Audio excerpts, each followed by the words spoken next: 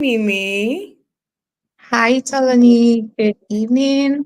Good evening. Thank you so much for making the time to join our Business Leaders webinar. It's an honor to have you here. Full disclosure, Mimi Wosu Now is Mimmi Chima, actually. it's now Mimi Chima. Yes. I'm Okay. married. Yes, you're married now. The last time we spoke, you Yeah. were still Mimi Wosu.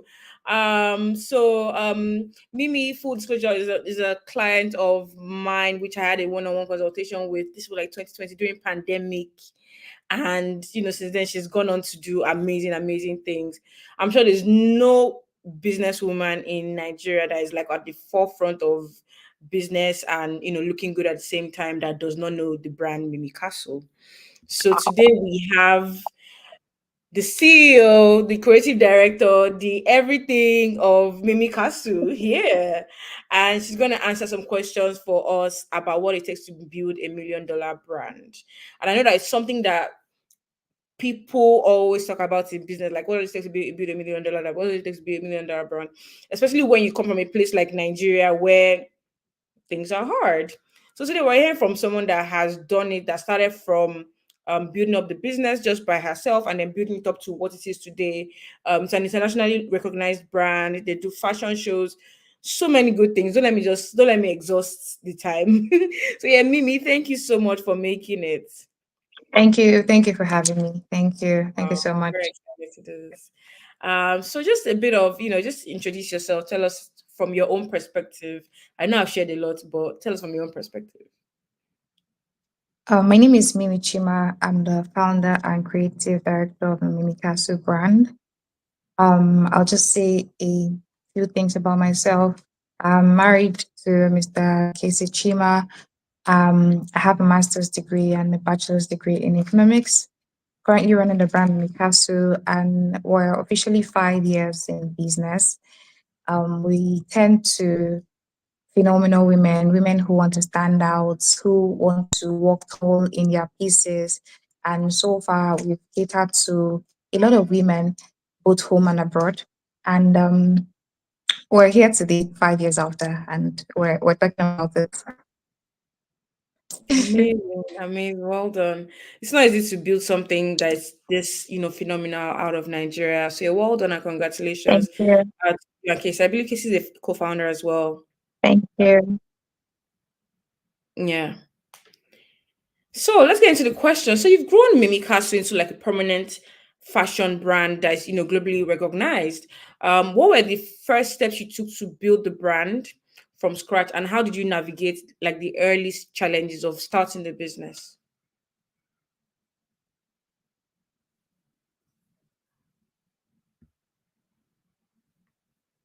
Can you hear me? I Are you can there? hear you now. Yes. Okay. Starting Mimikasu involved a clear vision and planning. So the first thing I did was to know and decide what I wanted to do, and before I went ahead with it. So I didn't just wake up and then I started Mimikasu. The first thing I did was decide I wanted to do this, and then I made a headway. I worked towards it. I put strategies in place to make this happen. So I'll just give a brief history of how I started the brand. Okay. I went to the university, but prior then I had knowledge in tailoring because I learned before I went into the university. And after university, I started working in 9 to 5. While I was working 9 to 5, I was equally making clothes for my friends, for myself, my family. And from there, I went for master's degree so I could just sharpen my memory, sharpen my skills, gain more experience. And after I did that, I felt like, okay, I think it's just about time to move on to the next stage because I've gained experience from working. I proceeded to another fashion school where I decided to also upgrade my skills in fashion specifically and other areas as well. Pattern drafting, fashion design, more on tailoring and illustration.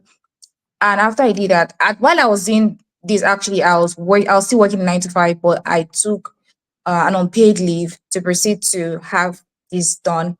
And after I was done with this aspect of my life, I decided to resign and then proceed to um, following the passion of running the fashion business. If you notice, it's like a trend, and it was purposeful. So it wasn't like I just woke up and I just went directly into Mm. fashion. So first you have to decide what you want and then go for it. I decided it was what I wanted to do, and I went directly into it. So being a detailed person and being someone who likes details, I knew something which was super important in building the brand from the scratch was quality. That's one thing I noticed that a lot of brands lacked, and it was important to put that out because first impression matters. It's difficult to deliver an item to a client, like a fashion item to a client. It's looking terrible, presentation is bad, finishing is bad, everything is just poorly put together, and they're like, never again. I thought this brand was it, I thought this brand was that.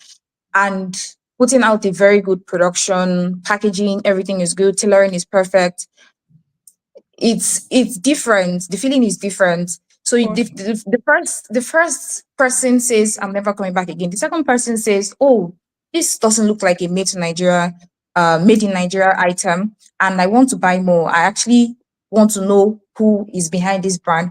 I want to get more items from this brand. So I put quality first. It was super important for me that every item that was going out representing the brand Mimmi stood for quality. It was I wanted it to be something that you could put side by side other brands, international brands, and you will not be able to say categorically that this item was made in Nigeria. So the first thing that was important to me was the quality. Also important was client feedback. I wanted to know the truth, the whole truth and nothing but the truth. I wanted to tell me if you're satisfied with the garment. I want to know if you're happy with the garment. And it wasn't just about the garment, it was also in total, like everything in general, from the first contact, from how you were attended to customer service, from how you were spoken to, the delivery timeline, the delivery process, everything in general. I wanted to get feedback. So feedback was also a major factor that I thought was very important for Mm. the first step or my journey into building the brand from the scratch. I took feedback seriously. Size issues, color issues, disparity. If anything at all was wrong with your order, I was really open to feedback. And of Mm. course, you get negative feedback. Of That's what course. helps you grow as a person. If you expect to get like positive feedback every single time, you most likely be disappointed. And I didn't take all of those feedbacks to heart. I made sure I paid attention to what everybody was saying. And then, of course, I took ideas from there on how best to improve and then do better. Also, I didn't pass on any opportunity to speak to people about the brand. I knew I needed a community. I knew I needed people. I literally went from event to event wearing the brand and telling people about the brand on at every opportunity I get. I say, oh, my name is this, my name is that, this is what I do for a living, or this is what I do now. I'd like you to have a look at the brand. And for every time I got a chance to do something for these people or to deliver, I made sure I didn't disappoint. I made sure that I kept to timelines, and communication also was super important. I made sure I communicated. I let people know what was obtainable and what wasn't obtainable. There were no hidden agendas behind the brand. I said it specifically how it was, and I made sure I delivered specifically how I said it. So communication, customer service, feedback, knowing what I wanted and going for it, quality, like the basic steps I took to put the brand together from the scratch. Amazing, amazing work. That is Thank a lot you. of work. So, It like, is how many happy. years would you say it took you before you now? Because a lot of, I mean, you're saying a lot of things that align with, what other global leaders say, like when they're in the fashion industry. Like, the quality is important, customer service is important, all parts of the business are important. So, what would you say, or how long would you say it took you before you now went from incorporating all of this? Because it's a journey, right? When would you Yeah. say, you know, everything started making sense? I'm asking this question just to encourage like people that are out there that are just starting, because you're saying all Mm. these things and they start it, they do it for 1 week, they'll leave it. They'll do it for a month, they'll drop it.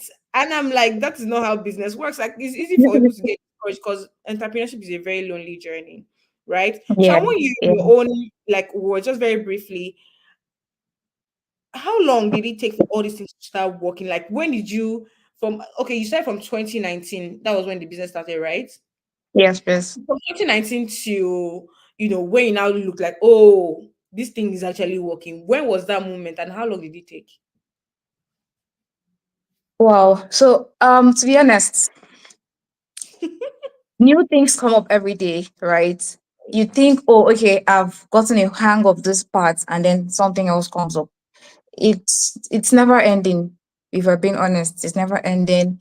But I think it got better from, I think after 2 years. It got better from after 2 years. The size issue, of course, because I paid attention to feedback and I listened to what the customers wanted. So it was very easy to navigate.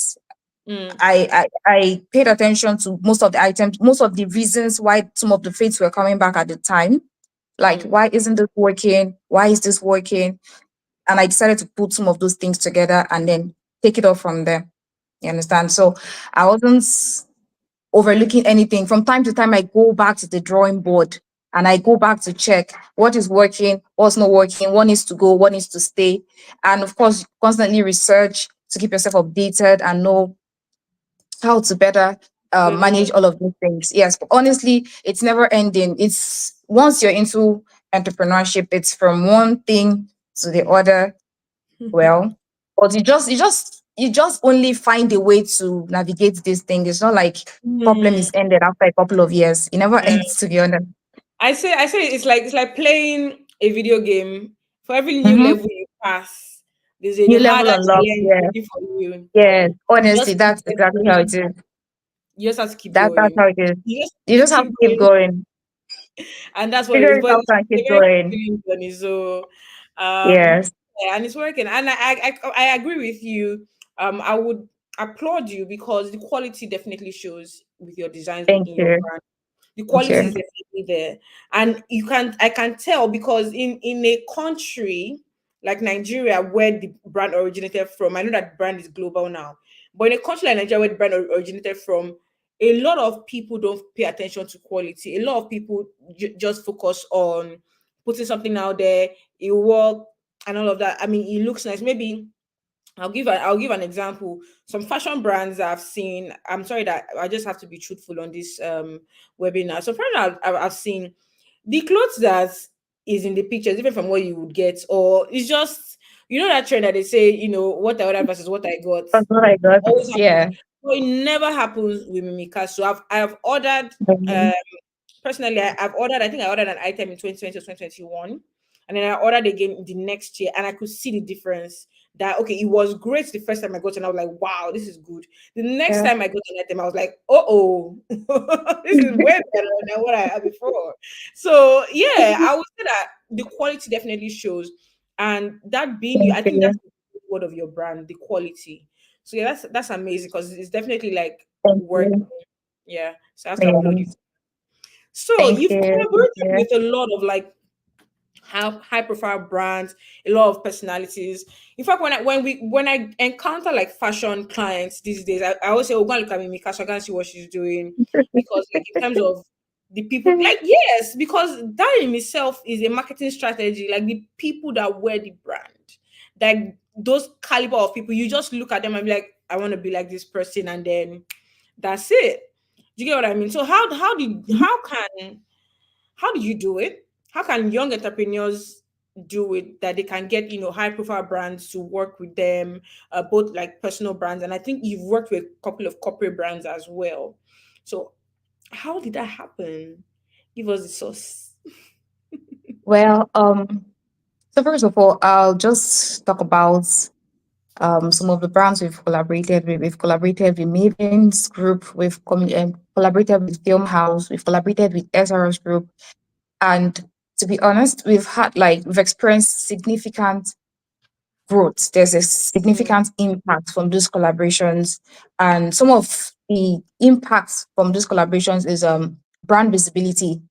It makes people see your brand. And basically, what happens in collaboration is you leverage on each other's platforms and you get something out of each other's platform, basically. So, brand visibility, I'm talking about this because first, before you decide you want to collaborate, you need to understand what it stands to do on your brand. So we Mm. also have credibility and trust. From time to time, people say, "Oh, I noticed you've worked with these people. I think I can trust your brand now." Because if you're building a brand, it's different from being an Instagram vendor. You do not want people coming to you and say, "How do I?" You want to escape from questions like, "How do I know you deliver? How do I know your brand can be trusted? How do I know you are legit?" All kind of so it scraps all those kind of questions. That's what it does. That's what collaboration does when you work with certain brands. Then also we've had both credibility and trust and everything in between. So now I'm going to talk about how we do it. It's value. Hmm. If you want to proceed to a brand or go to a brand and say, "Oh, I'd like to collaborate with you," it's super important to check what you're offering. Nobody wants to work with a brand where it looks like I'm the only person giving. I don't get anything back in return. You have to be ready. First, be ready for the opportunity that comes from it and comes with it. And also, it's important to offer value. Nobody wants to work with people who do not have anything to offer. You're asking me to collaborate with you. At the end of the day, what do I stand to get? What's in it? Usually, the question is, what's in it for me? Will you leave Mm-hmm. my brand worse off, or would you leave my brand better off? I'll just say an example of one of the collaborations we've had. So we had this collaboration where we had women styled, dressed in Mimikasu, photographed in Yeah, I Mimikasu, love that and we one. That one. collaborated. Yes, that's our sequence style event. We collaborated with makeup artists. We collaborated with SRS Group, and at the end of the day, we could see we even collaborated with the hair brand. At the end of the collaboration, we saw our women buying the hair they used for the shoot. We Wow. saw our clients booking the makeup artist afterward.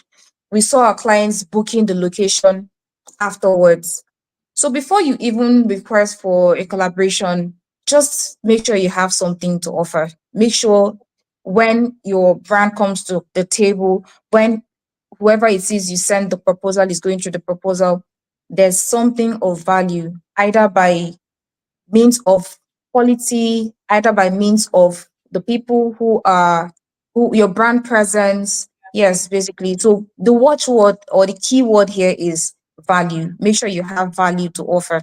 So if you have value to offer, it's easy to convince people to say, "You know what, work me. This is what I bring to the table. This is what I have to offer you." Even if it's not immediate, eventually it comes around and then it's a win-win for everybody involved. Amazing, amazing. So now we Yeah, know quality, number one. Number two is now value. Thank you for value. sharing Yeah. it. And it's always so interesting when you see, those collaborations or those campaigns when they go live on social media and you're wondering, like, oh, how do these people put together? They will be like, oh, it's because of this, because of that. But then it's just at the end of the day, it's because you're adding value to those people. Yes. That's why they get to work Yeah. with you. That's Yes. amazing. Yeah, so now I'm gonna ask a question that is gonna probably interest everyone that is doing business right now in Nigeria, expanding Yes. into international markets. Um, it's a really daunting process. Yes, like it's a very scary thing. I think I remember that we've had conversations about it before, when you were Yes. thinking of, okay, like, okay, we want to go international now. How do we go about that?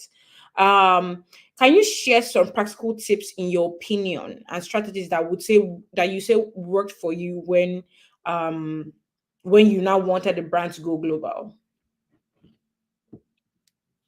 Um, so for us, we have a website, and from our website, you can streamline and see the audience. You can see which country has the highest people visiting the website.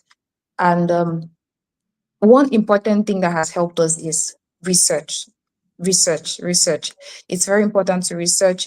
You have to be able to tell what your target market is. In the global audience, you have to be able to tell specifically what their culture is. You have to be able to tell what exactly it is they want. You have to be able to tell exactly what it is they expect from you. When you're in Rome, you act like a Roman, like they always say. You won't so it's you won't go to like a country where wearing pants as a woman is banned, and then you go to market pants, Hmm. or you go to market trouser suits. You check where your products are needed, where you have the highest request for your items. So what we do specifically is to research into the market to be sure what it is this market wants or what exactly is expected from us. Hmm. And another thing we do is we have partnered with logistic companies to make sure that delivery is pretty straightforward. Because one thing we've come to realize with the international market, even though the Nigerian market, is that customers don't like stress. They don't want a situation whereby because they're shopping for you from you, they have to go through a lot of stress. They have to run after you. Mhm. You have to study their behaviors and their patterns. I'll use the American market for example. They don't like drama. They want to pay for their items. In fact, they don't do the whole send a DM to order kind of pattern. They just want to go on the website, pay for their items, and get their items, right? They want you to Yeah. be able to communicate to them, be accountable. So if the item has been shipped, they want everything automated. The item has been shipped, send me the tracking number. If you say you're going to deliver within 3 to 5 business days, deliver within 3 to 5 business days. So Hmm. what has worked in the long run is studying the patterns, the behavior of this specific market, partnering with logistic companies that makes their lives really easier and straightforward, putting together policies or putting in place policies that makes their shopping experience very easy and straight to the point. In terms of an example is we do not want our clients scampering around for where to have their garments adjusted after their fits have been delivered, because it's a lot of work. Having to even consider buying from a Nigerian brand all the way from the US or the UK or even in France is a measure of trust. So we've put in place things like virtual measurements. We walk you through how to you get your measurements taken. So that way it reduces the stress of having to go around looking for how to get your garments adjusted if there's a need for it, or having to pay extra. So all this kind of stuff we've put in place to ease the shopping experience. We have also put in place after service follow up to check to confirm that the garment is perfect. There are no issues with your shipping. We send you surveys to make sure that you had a great shipping shopping experience. Yeah, basically those are like the small but mighty things that we've put in place that are currently working for the Mimmi brand. Amazing. They're small, but they're so important because all the small things add up to the big things, right? So yeah, it Yeah, really, because really people makes sense, get really especially irritated very easily. I can imagine because Yeah, there's so many options. So if they're going with you as an international brand, shipping to the US and all of that, they want to make sure that everything is done according to stress the free, level stress free, they are accustomed stress to. free. Yes, yes, that's exactly the point. They have like the standard they're already used to. So Yes. delivering lower than that standard is just like putting yourself either at a stagnant position or just writing yourself off the international market. Because I mean that's how words go out and then say, oh, shopping from that brand is stressful. Shopping, because whether we like it or not, people are seeing the brand. You're in the digital space, you're on Instagram, you're on the internet, so people definitely get to see the brand. And then there's someone who knows someone who knows someone who would say, oh, my shopping experience was bad, my shopping experience was terrible, shopping with them is very stressful. So we try as much to eliminate all this kind of stuff. And from time to time also we shop from international brands just to see exactly how it's done, so we can keep up standard and even if possible exceed those standards. Of course. So you said so many important things: data analysis, understanding what buyers' behaviors are, making sure that you are up to international standards as well. Yeah, Not even international, making sure that the customer is not coming to ask you questions, that you've already answered all the questions even before they have questions, and just you know being at that international level. Wherever you are coming from, especially when you're coming from Nigeria, because you want to build that trust as well with the customers and make them tell their friends about you and become your own ambassador. which is one thing I always notice about Yeah, your clients is that they become your ambassadors. Like once they encounter the like, oh yeah. my god, that is Honestly, exactly. And the to be negative honest, side of it, that's what has helped us come yeah, this far. Like, as much as it's important to plow to have marketing budgets and all, if I'm being honest with you, there are times where we feel like, you know what, I think this month we should use the marketing budget for something else, because we are at full capacity and marketing is just more like further increasing the capacity, or trying yeah, to make sure trying to get more than we already have, yeah, because it's easy for someone to recommend your brand, and that's just dependent on the kind of service that you provide. yes. Avoid Nigerian mentality by all means when you're Tell attending me. to the internet. In fact, don't even apply Nigerian mentality. You know those ghosting factors. The moment you get paid, you go MIA, you stop Mm, responding. It's bad exactly. people. It's honestly, So you have to honestly, think international, honestly. So yes. you say to yourself Honestly, from you're time to time, completely would right. this brand do this? Would Michael Kors do this? Would Zara do this? Would Fendi do this? So why should you do it because you're a Nigerian brand? Exactly. Don't let the limit of your local like location. Don't let the limit of your location limit you from being an international or a global brand. What I was saying earlier that when it's positive, when people encounter a brand and it's a positive experience, they'll share with like maybe like 10 people. But when they encounter a brand and it's a negative experience, they will want the 7 billion people in the world to hear. Everybody must hear. So you have to, as a business owner, make sure that Yes, everything like all your reviews are positive as much as possible. They are difficult customers, but to make sure as yeah, much as possible that as all much your as reviews possible. Mhm. are positive, and which I think you're doing an excellent job of this. So this takes me to my next question. Thank In you. attracting in attracting high value clients, we believe that attracting high value clients is crucial for scaling a business. So how do you identify and connect with these clients, or do these clients just find you on their own? And what advice do you have for entrepreneurs that are looking to attract high value clients as well? So the thing with attracting high value clients, yeah, you have to give what you want to get, what you expect.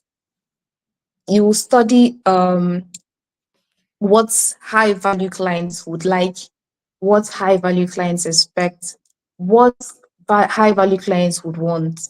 If you are able to hack all of those, I don't think it should be a problem attracting high value clients. We plow so much into our media. Hmm.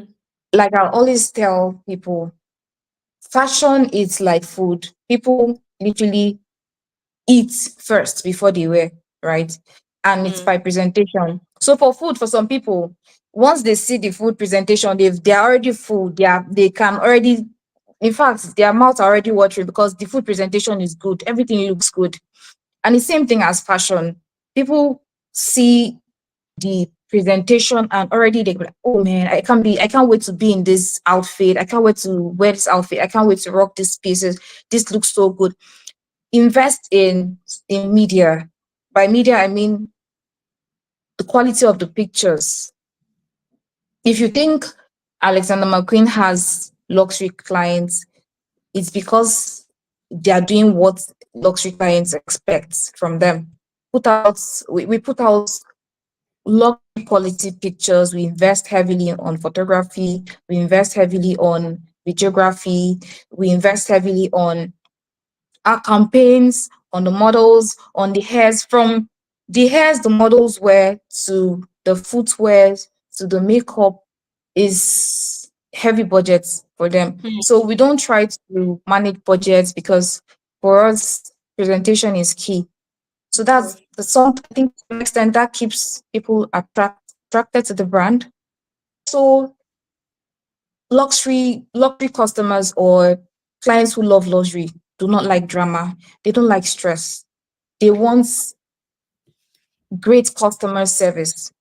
Great customer service is not just delivery of the item, it's not just about the item.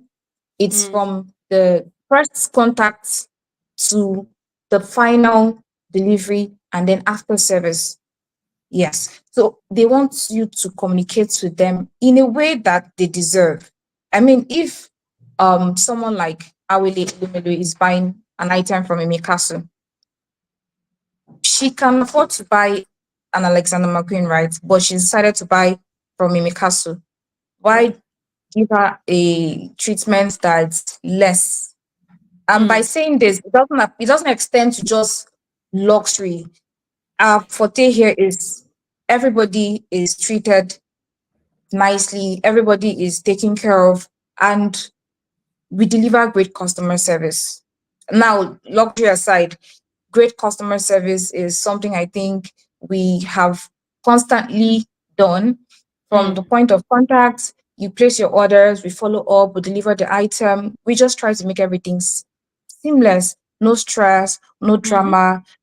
Try to stay away from drama if you want to attract luxury clients. They don't dwell in chaos. We try as much to stay away from social media drama.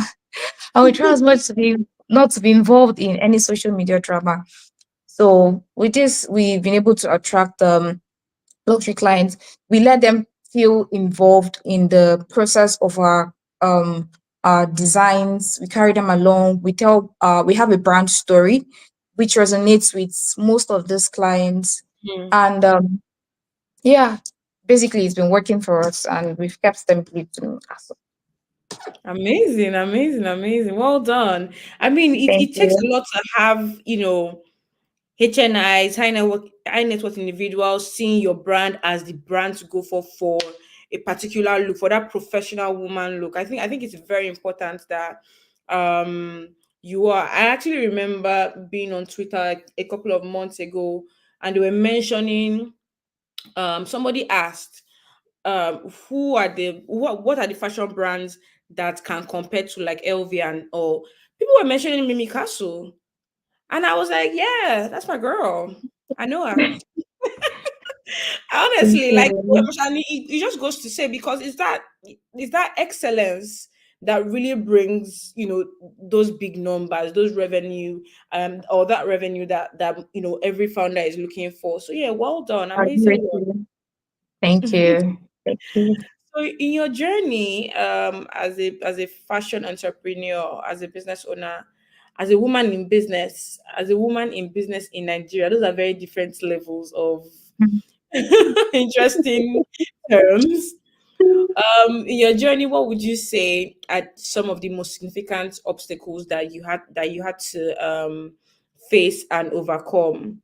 And how can other entrepreneurs learn from that, and prepare to tackle those kind of obstacles as well? What would you say was one of the biggest obstacles you ever came across? So from the beginning, what I faced, or what I'd say was an obstacle, was limitation in finances. Hmm. It was a difficult process because I mean I just gotten off a 9 to 5 where I had like stable pay or stable income, and then I moved to being an entrepreneur. It was it was serious. It was something very serious. So at that time I could barely even afford a an overlocking machine. I just had one industrial sewing machine. And at the time I didn't even have a generator set. Excuse me. I didn't even have a generator set. I would either work with PHCN, or I would even settle for like a stove iron just to make sure the garments are well put Hmm. together and everything. So that's like one of the challenges I faced. The problem of hiring people who understand vision. That's like a major problem. At the initial stage, getting tailors was like hell. There was a time where I had like 6 tailors at the same time in my space for an interview. And at the end of Mm. the day, I didn't even get to settle with even one of them Wow. because they messed up the fabrics. They were not as good as I expected. And there were some that just wanted to work because it was convenient. So either they just come and go, or to be honest, it was a lot. Wow. I So can. problem of finances, problem of skilled workers and even the unskilled ones. And at the time, I was not able to finance or pay for some of the necessary personnel that were required to grow the business at startup. Um, Navigating the fashion industry, to be honest, is a lot. Mm, It was a case of, if you don't know, you don't know, and if you know, you know. So mm, navigating the fashion industry and carving a niche, it was pretty much difficult because at the initial stage, it was a case of, let me just do, let's see what goes, or let's see what happens. It was a bit confusing. To be honest, I didn't start off with a niche. It was not like, oh, when the brand started off, it was like you're going to make suits. No, there was a time where it was even like Ashwebi. In fact, bring your fabric, any style you want, we'll just make it for you. So it was more like establishing brand identity. I had that problem. I had a problem of navigating the fashion industry. And one of the most significant issues, like after that phase, was balancing quality and then the expansion. There was a time when we expanded so rapidly, and we now had the issue of balancing quality and expansion, because, to be honest, whatever it is, we would rather reject the orders than mm, take on the orders, send out garments that don't represent the brand, or garments that we cannot proudly say we produce. So, but thankfully, we've gone past that phase, because we've had to put in measures in place to control quality. There's a quality control manager, there's a production um, manager. We have just a lot, the back end, making sure that all of these things are controlled. To be honest, there's no how you're an entrepreneur and then you don't encounter all of these challenges. But what's important is identifying these challenges, making sure you go back to the drawing board from time to time to mm. learn and relearn, to update, to research, to follow, to join the trends where necessary, not all the time, and then take feedback. Hmm. Amazing. That is a lot. Like that is a lot, honestly, for someone to overcome. And I have to commend you because again, I've been commending you throughout this webinar. I have to commend you again because navigating each of these obstacles it literally determines your growth level. There are a lot of people that encounter this obstacle and sort of stay at that level and don't move ahead. And it's no fault of theirs. It's just it takes a lot to be able to scale through. I would have to commend you also on your perseverance. And I But think that you have a which is what it's really what you really need as an entrepreneur.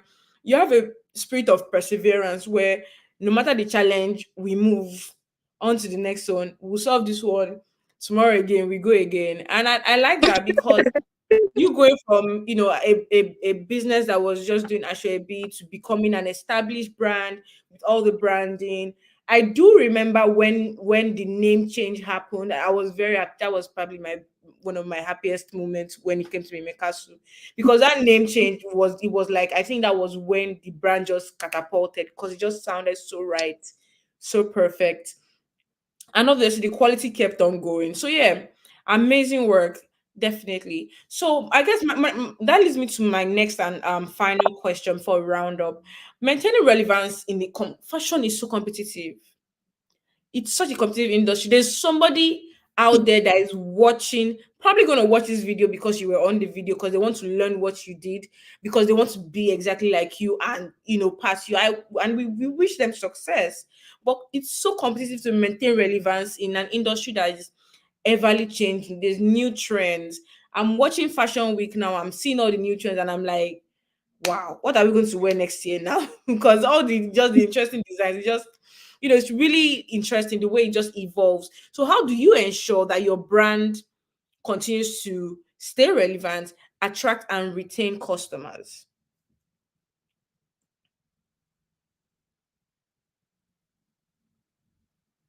so, talking about competition, I feel like if you're if you're in business with a conviction that you want to do business, right?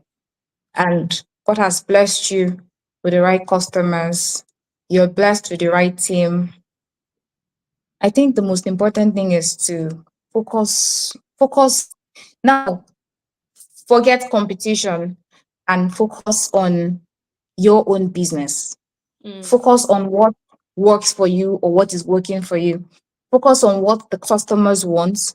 Focus on what is selling, what is working for you, instead of focusing on competition or checking who's doing what, or checking what's happening here, what's happening there. Oh, and then maybe tomorrow you say, oh, this person is doing corset. I think I need to move to corset. This person is doing waistcoat. I think I need to move to waistcoat. This person is doing Iran Boba. I think I need to move to Iran Boba. It's more than that. How about focusing on improving what you already have? There's mm, always room for improvement, right? How can I get this product to the next stage? How can I make this product look this way so that it fits like all kinds of curves? There's always something to improve with your product. So yeah. instead of focusing on competition, focus on the extra work that you have to do inside. Focus on the extra stuff that needs to be done to improve your business, to make your Mm, clients happier.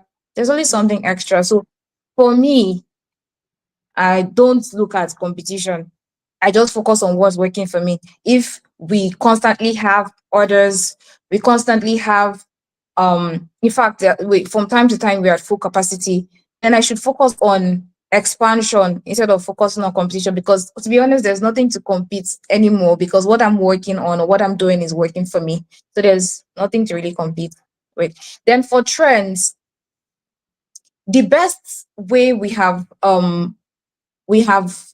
kept I wouldn't say relevant, but something like that is we pay attention, we listen to feedback, right? So from time mm, to time, clients come in and say, "Oh, I noticed you people design for majorly slim fit women, size 40 women. What can be done so that we plus size women are included?" I notice mm, from time to time the garments you're making aren't the type that the Muslim working class would want to wear. What can we do? What can be adjusted? What mm, can be done to make them feel included? You understand? So mm, for us, that's like the trend, the feedback, what we take from our customers. We don't just put out designs because, oh, this is what is in trend. We don't just put out designs because, oh, at this time we have like the skin tone mesh, that's what's in vogue. Or we don't work with vogue. We work with what our clients mm, want. We work with what our clients resonate with. We work with what will make our clients feel special. hmm. Very important. Those are basic. Very important. I didn't. We didn't hear you. Like I think we missed the last 10 seconds of what you said. But I mean, I think we got the gist of it. The Oh, client is number one. So I know okay. it's the connection. It happens. Yeah. Client is number one, and you are creating for the client. It's not Mhm. about the trend. It's not about who is Yeah. competing with you. It's not about what everybody else is doing. Mhm. About the clients, Yeah. about the customer at the end of the Yeah. day, a customer focused brand. And I love that because, in fact, that is what Jeff Bezos tells us about Amazon. And Amazon is the most valuable company in the world. Be a customer focused brand. So you're right on the money Yeah. with that one. And it shows because at the end of the day, in all fairness, when we look at your brand is timeless. The designs are timeless. You can wear it. In Exactly. fact, I'll let me let me get a little bit personal. My mother went to fashion school. She was trained by Mark Bridals. It was like a studio run by white people in Yaba. This was like in 80s. When she saw the suits, the first suit I bought from Mikasa, she was like, whoever saw this clothes knows how to sew clothes. I was like, wow, like that for my mother, that's the highest compliment because my mother believes nobody in Nigeria can make clothes. And she does not, do you understand what I'm saying? She's very finicky. And when she saw it, she was like, this is quality. And I was like, yes, like the I think I quality remember your is feedback. There was one timeless. time And I especially, asked you. sorry, I didn't hear what I you think I said. asked you for feedback. I asked you Yes, for I feedback. think I I told remember you you. saying this. Yes, oh my God, I Yes. told you. Yes, I remember. this boy is not good to lie. I Because remember. I didn't remember that I told you, but I just remember now that my mother made that comment, and my mother is she's the most particular person. She's always criticizing everybody's like cuts, the sewing, the everything, because she has the experience of being like properly like trained for fashion. Now, looking at your brand, I think your designs are timeless, and I think what you're doing works. And I think that even someone that was, born in the 60s, was into fashion in the 80s and 90s, for to look at your brand and say, this is amazing work. And I think that is it. I think the goal is to focus on being timeless. And I think that's what you're doing already. And obviously Thank focus you. on the customer. And Yeah, between you and I mean, let's just vibe like it's just me and you on this call right now. Between you and I, when it comes to high net worth or high value clients, they want stability in the brand. They don't want today you're giving me time, exactly. tomorrow you're giving me rapper, next tomorrow you're giving me off shoulder. They want that stability in the brand. They want to say, okay, this is what this brand Honestly, is for, and this is what this brand does well, and this is this brand's niche, and they do it well. And I think that is what Mimi Kasu stands for, and I have to applaud you again. thank you. Thank you. For that. Yeah, amazing work. Thank you. Thank you so much. Thank you. You're welcome. So to wrap up, is there any watchword of keyword that you want to share with entrepreneurs that are coming up, fashion entrepreneurs that are looking up to you, that are aspiring to have a solid brand like yours, that you want to share with us? For entrepreneurs that are coming up, I'll just like to say quickly that um, building a team is important, right? I think there's a saying that goes, if you want to go far, right? Mm, What's that thing again? Thank you. yeah. I can't really put it together. If you So, want to go far, go with yes, people. If you want to, I can't remember the other one, but uh, yeah. yeah. So, at the end of the day, what I'm trying to say is teamwork. Teamwork is very important. Teamwork is extremely important. You can't do it all by yourself, right? You can't do it all by yourself. It's important to work with a team, share your vision with a team. Like, to be honest, if it wasn't for Team Mimi Castle and my husband, in as in at the back end and everything, I'm not sure where I'll be today. We just we have to, because to be honest, it's a lot of work. You have to worry about the financing, you have to worry about relations, like HR, you have to worry about customer service, you have to worry about security, you have to worry about a lot of things, sourcing, production, social media. It's a lot. And teamwork is, it just makes the dream work, right? And another thing I must say is, in a world where everybody is creative, I'll say everybody is creative because it looks like everybody is creative right now. Mhm. But there's a lot of emerging talents. There are a lot of soft skills that will keep you, that will stand you out, and in the long run, determine it's like a determinant for success. To be honest, Yes. it's important to communicate. It's extremely important to communicate. Don't just keep mute on people. Don't decide when to chat and when not to chat with your clients, when to respond and when not to respond. Keep it professional. Learn to keep it professional. The energy you put up when you before you collect the money for that item, maintain the Mm, same energy after you have been paid. Or maintain the same energy after you have been paid for that item. Follow up. Customer service is extremely important. of course. We are so, I don't know, we are so keen on customer service that after delivery, we follow up with your order and we send you a survey.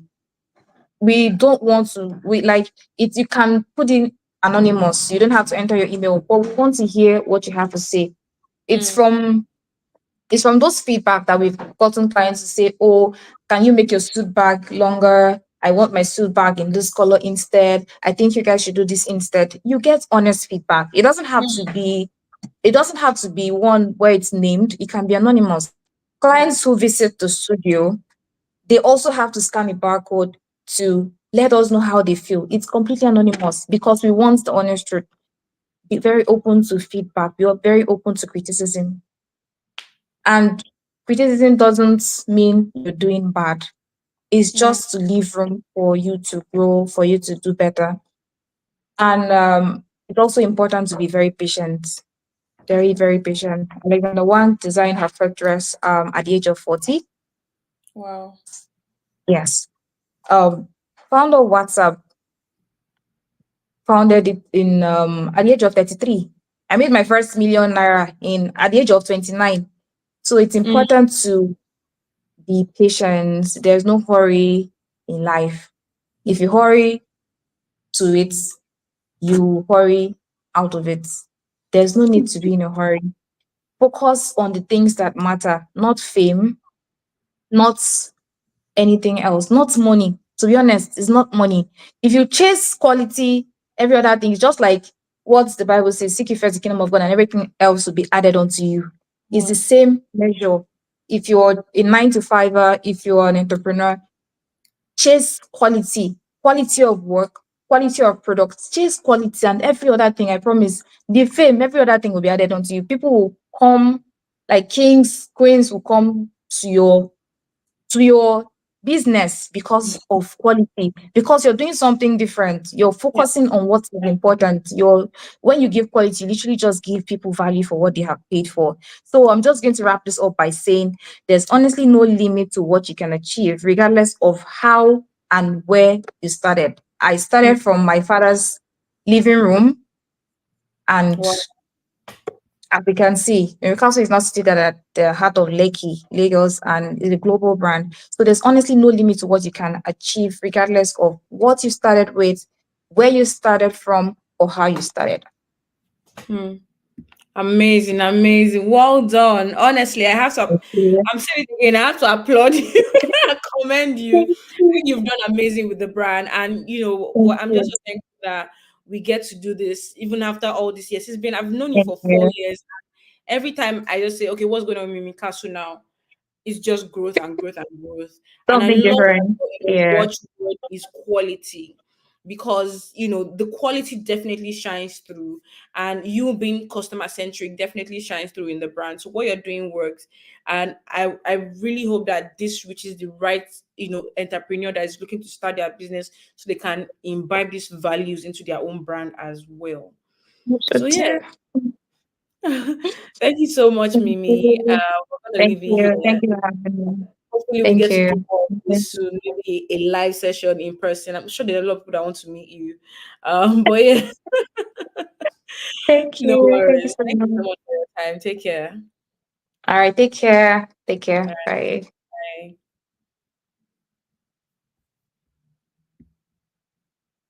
bye. Alrighty, so that was our webinar with Mimi Kasu. She is an amazing, amazing fashion founder, operating out of Nigeria, but retailing worldwide.